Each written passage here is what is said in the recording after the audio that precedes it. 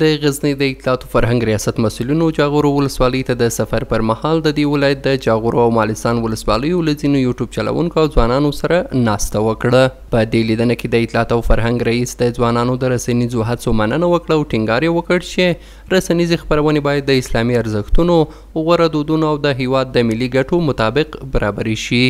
نوموړي زیاته کړه چې یوټیوب چلوونکي د عامه ذهنیت په جوړولو او د ټولنې په پوهاوي کې خورا مهم رول لري او باید له دغې لارې څخه په مسئولانه ډول ګټه واخیستل شي.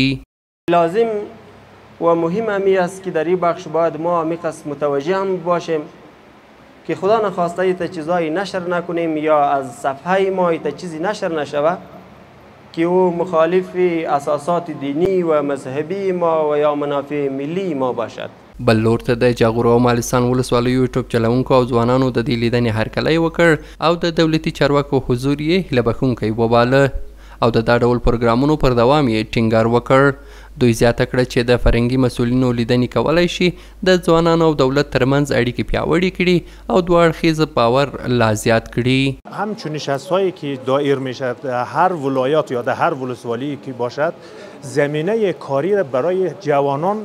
برای ژورنالیستان، برای طبقه‌ای که اونایی که مثلا میخواین خبرگزاری داشته باشن فراهم میکنه و یک رابطه بسیار مستحکم بین دولت و ملت ایجاد میکنه. راهنمایی هایی را که رئیس صاحب محترم اطلاعات و فرهنگ غزنی برای یوتیوبرها داشتن